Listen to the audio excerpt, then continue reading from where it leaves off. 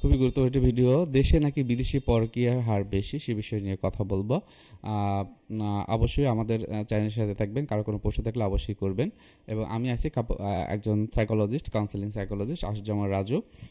So অনেক বিষয় থাকে যে পরকীয়ার সাথে জড়িত। পরকীয়ার সাথে দেখা যায় যে এটা ফ্যামিলিগতভাবে বিভিন্ন রকমের সমস্যা তৈরি হয়, একে অপরের সাথে ভুল বোঝাবুঝি, কনফ্লিক্ট থেকে সেপারেশন, ডিভোর্সের মতো ঘটনাগুলো কিন্তু অহরহ হচ্ছে। আপনারা জানেন বর্তমানে শুধুমাত্র ঢাকাতেই প্রায় প্রতি ঘন্টায় 40টা ডিভোর্সের ফাইল জমা হয়। সুতরাং এই ডিভোর্সের পরিমাণে যে বেড়ে যাচ্ছে তার অন্যতম প্রধান কারণ হতে পারে এই পরকীয়ার মতো বিষয়গুলো। এখন এই পরকীয়াটা যেমন বাংলাদেশে যেমন একটা পার্সেন্টেজ আছে, বিদেশেও কিন্তু পার্সেন্টেজ আছে।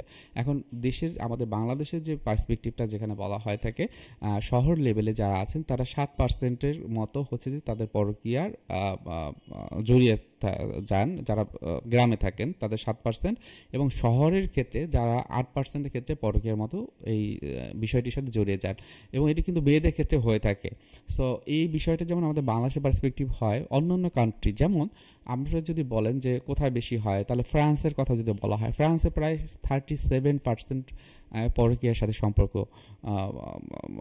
বিষয়গুলো কিন্তু তাদের ভিতরে থাকে। তারপর ইটালি আছে, জার্মানি আছে, এই বিষয়গুলো ইউএসএ আছে, এই বিষয়গুলো কিন্তু অনেক বেশি। তারা কিন্তু 30-25 এবং ইউএসএর মতো 22-25% মানুষ কিন্তু পরকীয়ায় জড়িয়ে যাচ্ছে। সো এটা কিন্তু বিদেশে অনেক বেশি। এখন বিদেশে পরকীয়ার হার বেশি কেন সেটা তো আপনার জানতে হবে। দেখেন, বিদেশে পরকীয়ার হার বেশি থাকলেও বাংলাদেশে যে পরিমাণ পরকীয়ার হারটা বাড়ছে সেটি আসলে কন্ট্রোল করা খুবই গুরুত্বপূর্ণ। কারণ যেমন মানুষের ভিতরে স্ট্রোক করার প্রবণতা বেড়ে যাচ্ছে, নিজের ভিতরে হার্ট অ্যাটাকের প্রবণতা বেড়ে যাচ্ছে, তখন তাদের ভিতরে স্ট্রেস অ্যাংজাইটির অন্যতম কারণ কি থাকতে পারে কিন্তু পরকীয়ার বিষয়টি। যে পরকীয়া করে সেও কিন্তু অশান্তিতে থাকে, কোনো কোনো বিষয় নিয়ে দুশ্চিন্তা থাকতে হয়, ভয় থাকতে হয়। এটা কিন্তু তাদের ভিতরে একটা হার্টের প্রবলেম হওয়ার সম্ভাবনা থাকে। তাহলে বিদেশে পরকীয়ার হার বেশি হওয়ার যদি বলা হয় যে সামাজিক স্বাধীনতা, তারা সামাজিকভাবে স্বাধীন। তারা বাইরে গিয়ে হাজব্যান্ড ওয়াইফের বাইরেও তারা গার্লফ্রেন্ড বা বয়ফ্রেন্ড নিয়ে কিন্তু ঘুরতে পারে।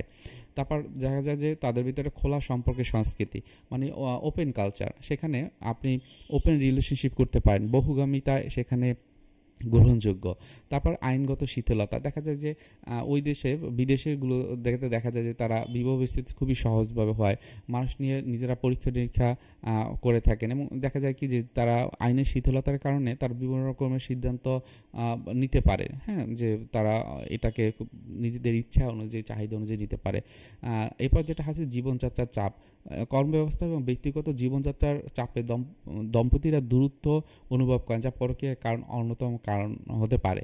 এরপর বাংলাদেশ বা উপমহাদেশের পরকীয়ার হার কেমন সেই বিষয়টি আমি তো প্রথমেই বললাম যে শহর লেভেলে দেখা গেছে বাংলাদেশে এটা 8% এবং গ্রাম অঞ্চলে এটা 7%-এর মতো হয়ে থাকে।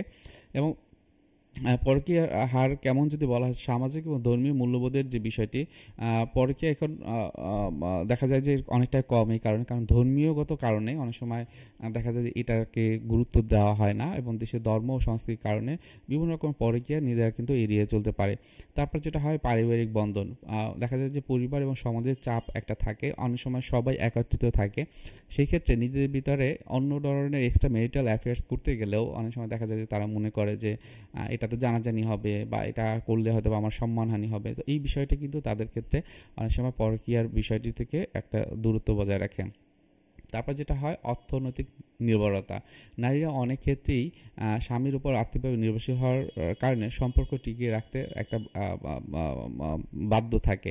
এবং যেটা হয় যে সতর্কতা এবং গোপনীয়তা, দেখা যায় যে বাংলাদেশে কিন্তু পরকীয়া ঘটলে সামাজিক কারণে তা অনেক সময় গোপন রাখা হয়।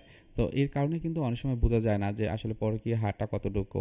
সো এই বিষয়গুলো আসলে মাথায় রাখা উচিত যে আমাদের আসলে বর্তমান সময়ে বাংলাদেশটা যেভাবে চলছে, আমরা আরও সামনে এগিয়ে যাব, অনেক রকম ওপেননেস আমাদের ভিতরে থাকবে, কিন্তু এই যে বিষয় যেটা হলো অনেকটা ছত্রাক শৈবালের মতো আমাদের শরীরে বাসা বাঁধতে পারে, সেইগুলোকে কীভাবে আমরা কমিয়ে নিয়ে আসতে পারি সেই বিষয়টা আমরা লক্ষ্য রাখবো। খুব বেশি সমস্যা হলে অবশ্যই প্রফেশনাল সাহায্য আমরা নিব।